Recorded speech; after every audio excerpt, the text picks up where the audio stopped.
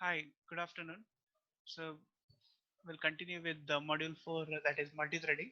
So in the previous class, we discussed about multi-threading. So multi-threading is nothing but a form of multitasking which has been supported by all of the operating systems.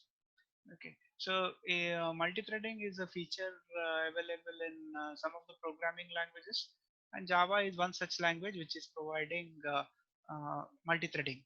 So we saw yesterday that the main usage of multi-threading or the benefit of multi-threading is that okay, whenever you are having some form of IO operation or any other file update required by the program, in such times you can save the process time by shifting it to a new part of execution of a program. So that actually can be done in the form of a thread.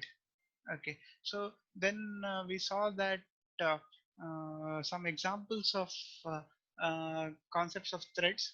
Okay, now today we will see when in a single program if there are multiple threads. Okay, and the thread has a feature of behaving very in asynchronous way. So how do you synchronize that? So one such concept what we are going to study is something called as synchronization of the threads. Okay, that means how do you balance a thread? So in order to do that, we will see some concepts. We'll see the points one by one. Threading introduces asynchronous behavior in our program, so we have to enforce synchronity. uh, so here they have given an example where there is a linked list where you need to update. Okay, so when you are updating a linked list, there should not be a conflict. That is one example. Okay. The another thing is, say for example, you want to print a file, and meantime you are even updating the file. So that time there are two different tasks happening. That is, one is printing and another is updating the file. So how do you manage that? Whether when we update the file, whether it is printed or not. So such things and all is actually examples of multiple threads running simultaneously but behaving very in a asynchronous way. So in order to overcome this problem, okay, so in what concept we had in operating system, that is called as inter-process synchronization, and we term it as monitor, that is being used in Java also. Okay, the monitor is a control mechanism and it was actually designed by the scientist CAR Hoare. Okay, so you can think of a monitor as a small box into which only one thread can enter in the beginning.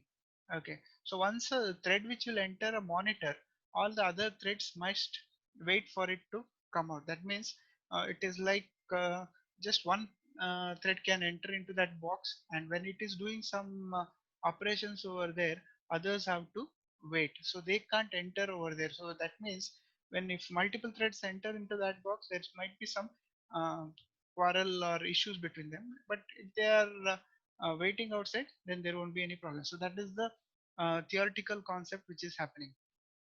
Most multi-threaded systems expose monitors as objects to our program. So in any object-oriented programming, we even think this as an object. Okay, but in Java, we are having slightly a different solution to come across. So here there is no specific class called as monitor. Okay, but instead each object has its own monitor that can automatically entered into. That means it is like a synchronization block into which each of the object can enter. So that is one way we will see in the programming how to do that. So once a thread is in a synchronized method, no other thread can call that synchronized method on the same object. So this is one of the fundamental factors which we have to keep in mind. That means if there is a method which is under the synchronization block, then no other method can be invoked. Okay, this enables us to write very clear and concise multi-threaded coding. So next feature is messaging. That means when there are threads which are supposed to be synchronized, okay, we need to do some message passing between them. So how do you do such message passing? So we are having some more concept that for that. So after you divide your program into separate threads, you need to define how they will communicate with each other. So that means when you are having n number of threads, how they will communicate. Okay. So when the programming languages, you must depend on the operating system to communicate. Okay. So some of the programming languages used to leave this message passing to the operating system to do the work, but that will give you a more overhead. But Java, on the other hand, it has got its own methods to do this message passing. Okay, Java's message passing allows a thread to enter into a synchronized method on an object and then wait there until some other threads explicitly notifies that. So all this message passing is also related to synchronizing. So when an method is inside the synchronized block, how do you interact with them? So we are having certain built-in methods to do that. Okay, so next we will see the important class related to threads and another interface. So the class name is called as a thread class. If you can see there, T is caps, and then we are having another one called as an interface, and the name of the interface is the runnable interface.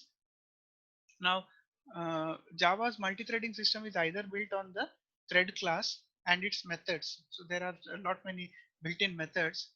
Okay, and its companion is the interface runnable.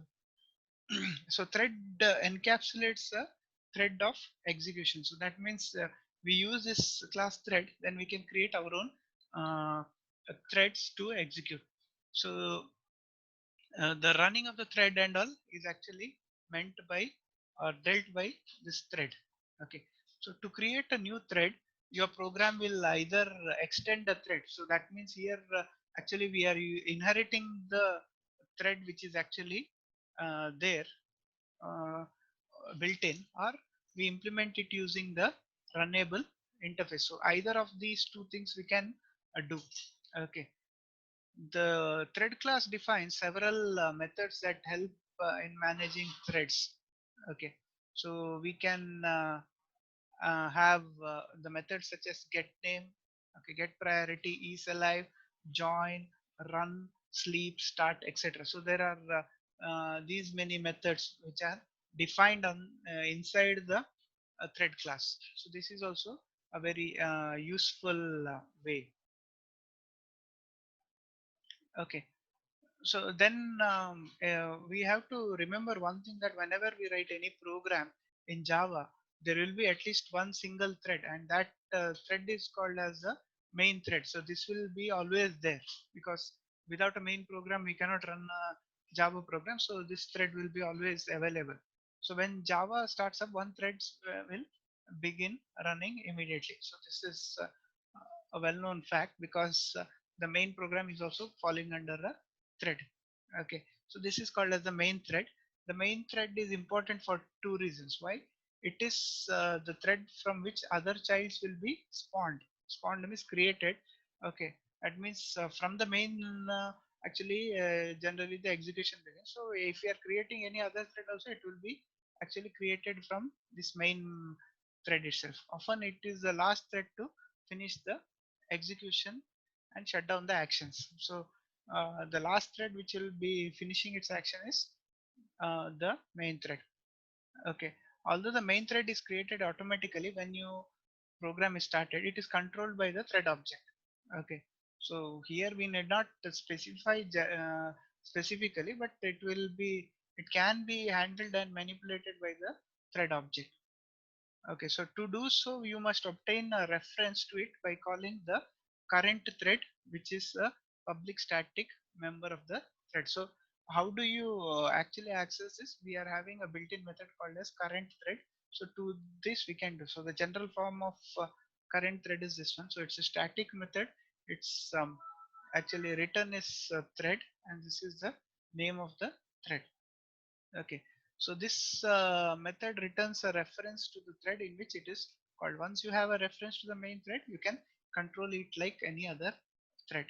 Okay, so this is about main thread and the current thread program. So now we will see a program. Okay, so as of how to create a simple thread. I think you have already done in lab, but here we'll see and see how, what is main thread and how do we can rename it.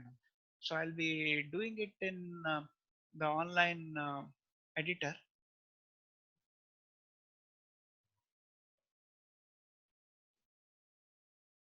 Okay, so here it is a program.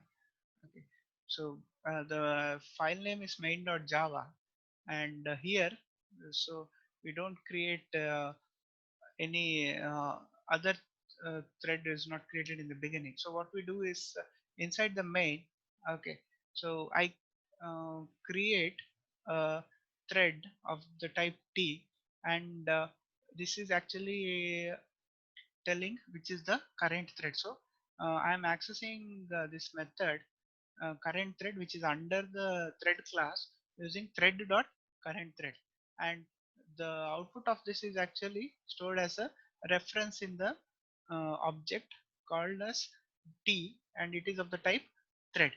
Okay, and then in the line number 13, if you can see here, we are printing the current thread. Okay, PASS.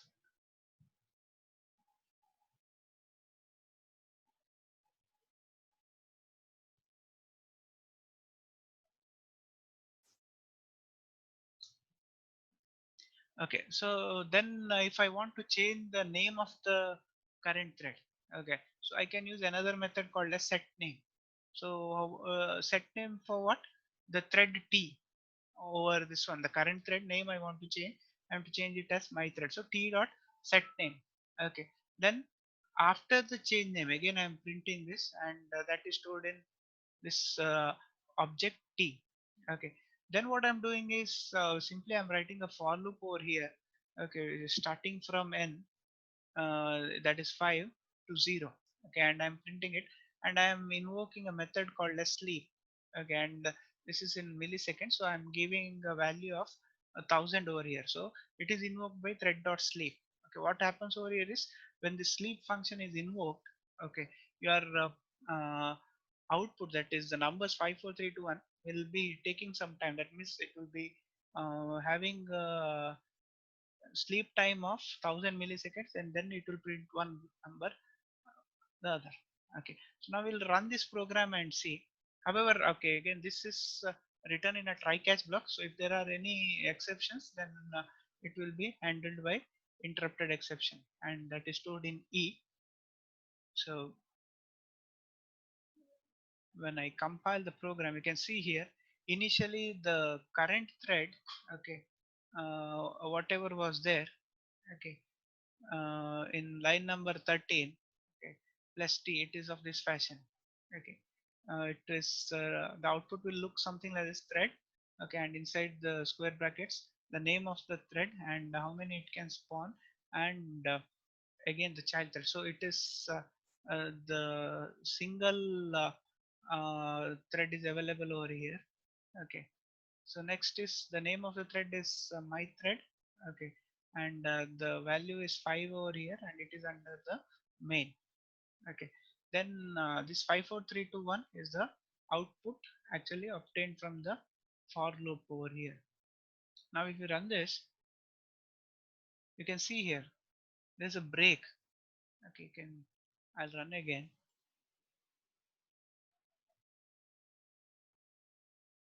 So it is giving you a sleep time of 1,000 milliseconds. You can increase it. I'll add one more zero, so it will take further some more time to sleep. That means there will be delay. Actually, it's just to delay. So it is taking some delay time and then printing the. So here this program is mainly you can see it's going on printing. It's just to explain you related to the main thread, okay, and how to change the name and other things over here. So you can see because of 10,000 milliseconds, so the delay is quite large. So it is taking much more time to print.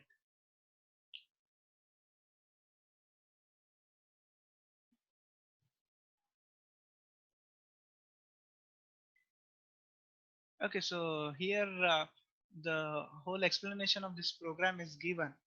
Okay,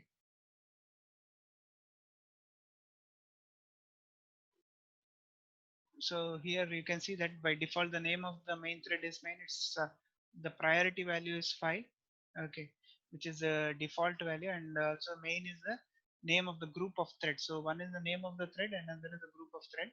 Okay, so these things are clearly explained over here. Okay, and then the name change concept is explained over here. Okay, then what is the uh, syntax of sleep method, that's also written over here. Okay, so explanation is over here. Okay, you can see this for any clarity. Okay, so that's all about the today's session. We'll continue in next class.